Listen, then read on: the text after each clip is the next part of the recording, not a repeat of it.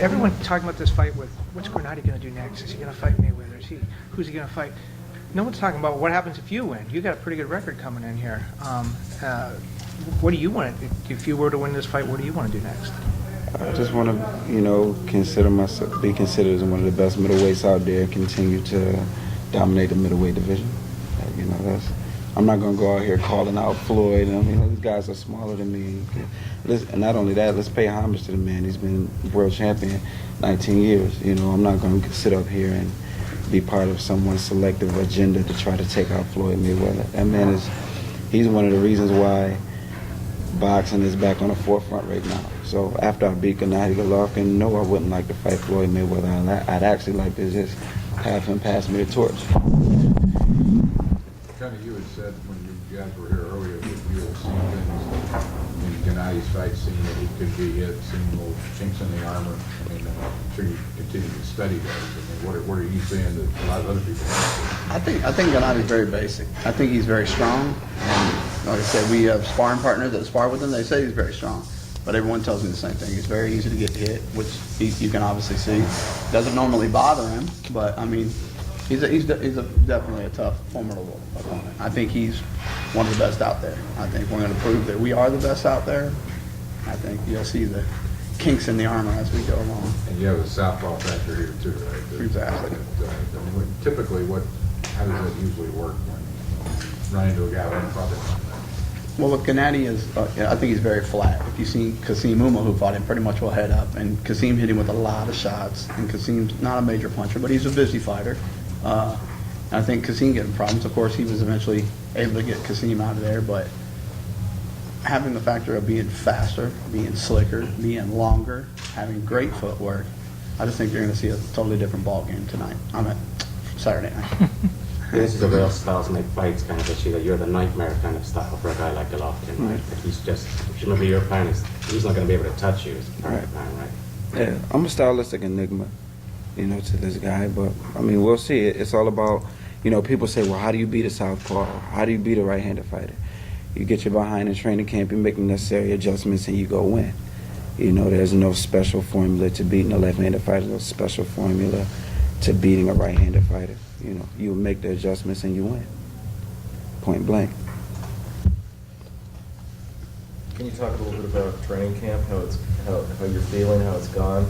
I know there was some issues, right? Can you address sort of how? Never an issue. There's never an issue. We're going to keep everything positive.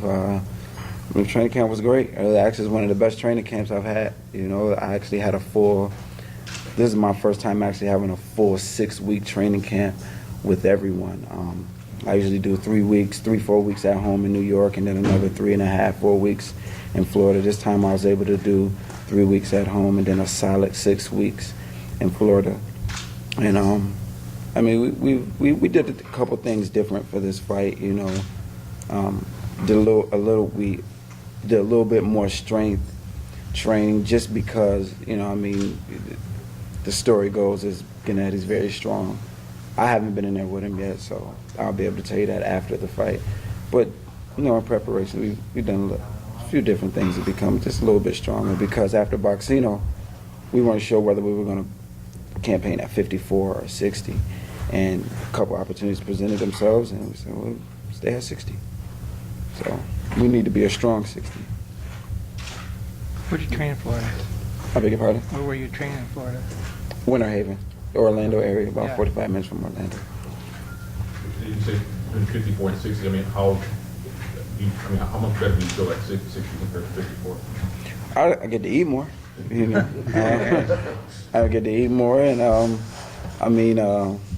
if you look at my record, and guys talk about my knockouts, my knockouts the majority of my knockouts came at 54. When I was campaigning at 54. And I've accepted a lot of fights at 160. So a lot of guys have just been naturally bigger than me. When you got guys who are just naturally bigger than you, it's going to be hard for you to knock them out. So, of course, you're going to have a low knockout percentage. But now I'm filling out into a full middleweight frame, and I'm ready to take 160 bites tomorrow. Who do you thought that has his style? I know every fighter is different, but you thought anybody who's the guy you would have thought would have been most similar to him? I think this is where irony, and then I like, me, I'm a believer in God, so I think this is where God comes into play at. From Boxino all the way up to Brian Vera, every single fighter has a similarity to Gennady. The first guy, Bondarova, is very strong. He's from Russia too. He's Ukraine, I'm not sure. Somewhere like Very, very strong, comes straight forward, very big puncher. Not big puncher, but not powerful, but strong. Then I outbox him. Then we have Vitaly Kopalenko, who was from the Ukraine. He has that European style. He's a little tall. He was 6'1", 6'1", a little taller than me. He's measured and very smart like Triple G, but I was able to take that away from him. And then we have Brandon Adams, who was a little more explosive and good on the inside like Triple G. We were able to take that away from him. Then you have somebody who's just an all-out brawler who brings it, like Brian Vera, and we nullify that. So I think my last 4 fights have been very intricate in preparing me for this type of fight. So, Were you surprised to get a call? Did you know you were on his radar at all? Yes and no, because I was rated top 10 and for his WBA title, and a lot of you guys may not. I don't know if you guys know this, but we were deferred twice. We were asked to fight Gennady. When the names came up, right off the back, they said no to us. And they were going to take Toriano. And then I guess they didn't want that. It's not they didn't want it. I guess HBO or someone didn't want it because they were like, well, you knocked out Curtis Stevens, and Curtis Stevens went and knocked him out. So what sense does that make? So then they scooted right to Highland. They deferred us again. And they were like, well, Highland's good, but I think Cotto was wanting to fight Highland, and then on top of that, they were like, the only guy Highland's really beat is Matthew Macklin. You stopped him in 2. So then it was almost like, I guess we got to fight Willie Monroe. So, I mean, like a lot of people try to play on my mind and think, oh, you're in here with a big puncher, you're going to be, nah. Trust me, I know from the outset that he didn't want to fight me at first. Maybe Gennady wanted to fight me, but his team didn't want to fight me because, like I said, I'm a stylistic enigma. So, Do you believe that saying about styles make fights? And what's an example in your training career where you saw that the styles were the determining factor? Floyd and Pacquiao. And it may not always be fan pleasing because a lot of fans aren't true boxing fans. When you get a true boxing fan, they respect the outcome of what happened. And I truthfully thought Floyd might knock him out just because, the range and Manny he would have got desperate, which he did get desperate, and running into something, but it didn't happen. But at the same time, people that know boxing pretty much will figure it wasn't going to be a very hard fight for him, even though left-handers do give Floyd problems sometimes, but he adapts, overcomes. And this is, what are there similarities here? I think that there's advantages. I think we have advantages. Speed, length, foot movement. We have a lot of advantages. Gennady also has advantages. He's definitely, stronger, and he definitely places the big punch. But you got to be there to place the big punch. So I think I'm a firm believer styles make fights, and I think it always may not be the greatest outcome for everybody, but true boxing fans, I think they respect it. Like Rigondeaux. I mean, Rigondeaux doesn't get all the recognition you get, but the guy is one of my favorites. Incredible. I mean, and I think it's too easy for him. I mean, it's just too easy for him. So it's not a challenge, and he ends up getting hit, and then he ends up just completely taken over. But I think you're going to see this weekend the difference in styles. So when you hear people complain about, if I never see Rigondeaux fight again, it'll be too soon, you just kind of laugh at it. I love the guy. I love the guy. And I think He's special. A true One of my boxing favorites. fan. And that's and I think it's coming back around a little bit. Boxing's got a little buzz now. It's getting a little momentum. You got a lot of shows out there.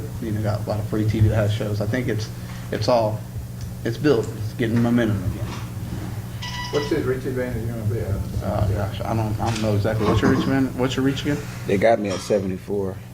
I won't say what it really is. But we'll keep it at 74. Sounds good. But I think a lot of things are going to come into play. And I think a lot of people are going to be surprised. And just like I talked to Brian Vera's manager, I think he was surprised because he goes, hey, you guys hurt Brian. And I mean, a lot of people, Chavez didn't hurt Brian. And I mean, and I think it's just the angles that you get hit off of. You know, you get hit, like if somebody sucker punches you from the side. We'll be doing a lot of that, even though we're going to be right in front of them, just stepping to the side.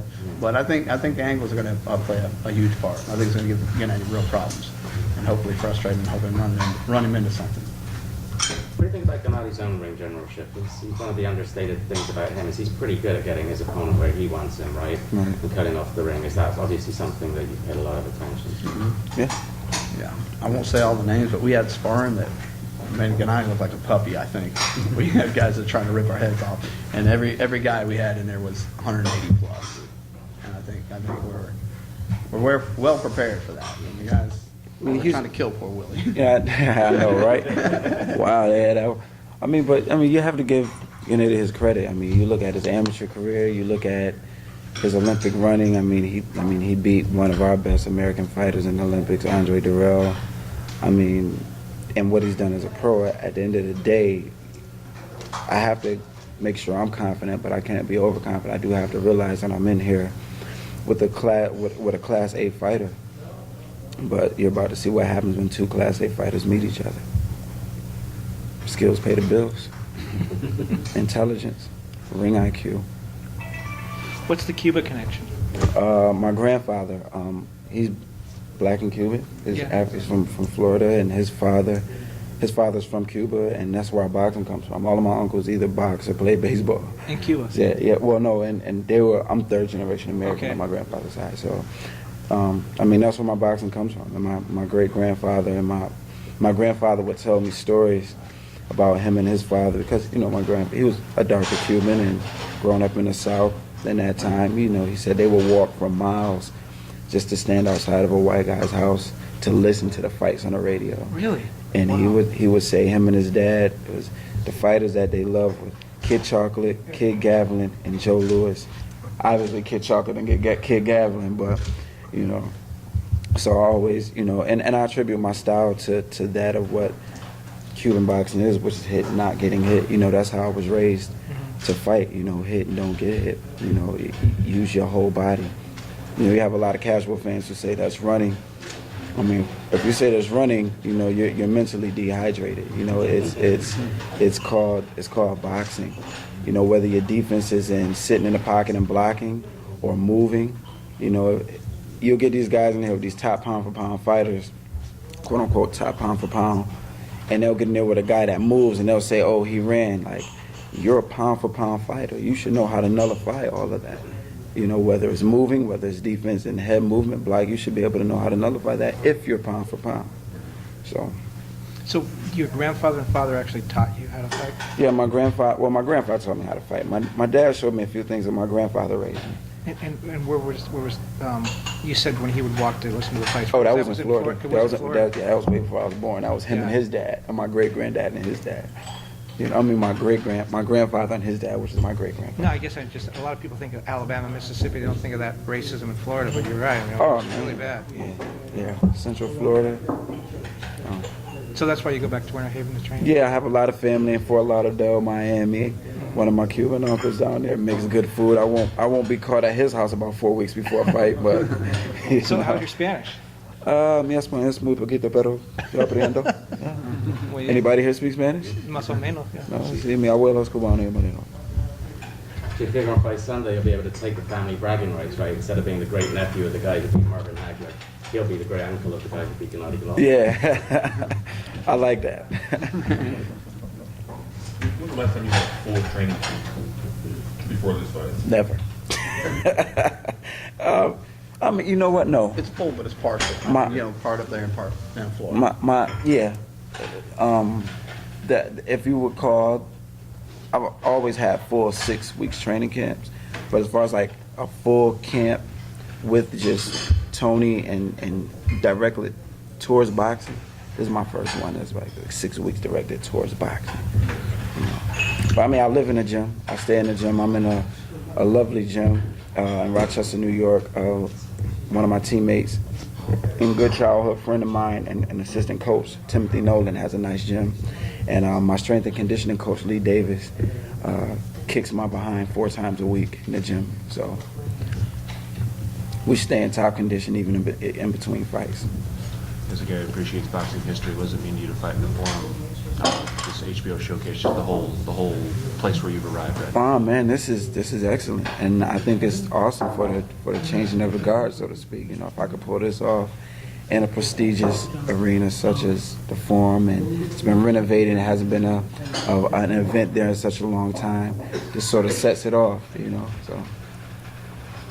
Are you the kind of guy that's relishing being on this sort of stage? Yeah.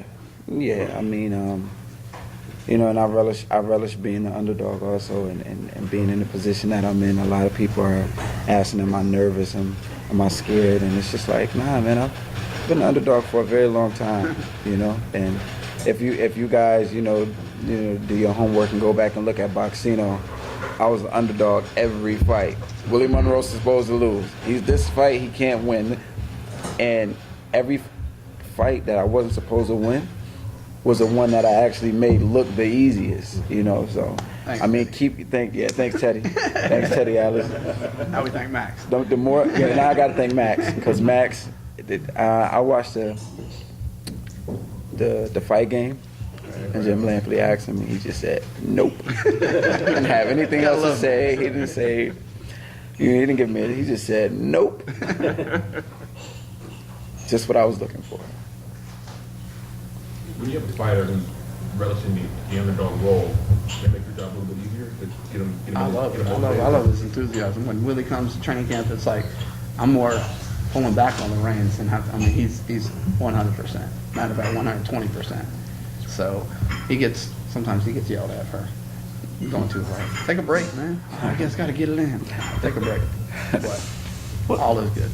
Talk a little bit about, I mean, the approach, because I guess if you're the underdog, you're going with a chip on your shoulder thinking, no one's giving me a shot. But if you're the favorite, maybe you're a little more confident. I think he's confident. I think a lot of their camp is, you know, if you hear any of them talk, a lot of them are talking about the next thing.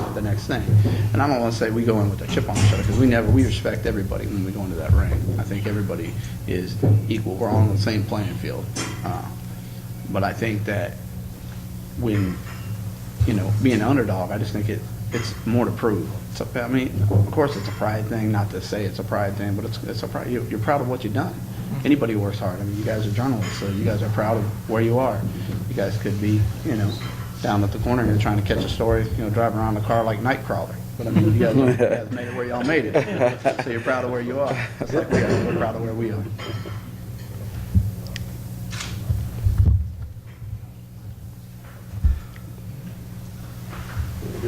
Randy up. I want to hear who you got Saturday, and I want everybody to. I'm sitting right next to him. What do you expect me to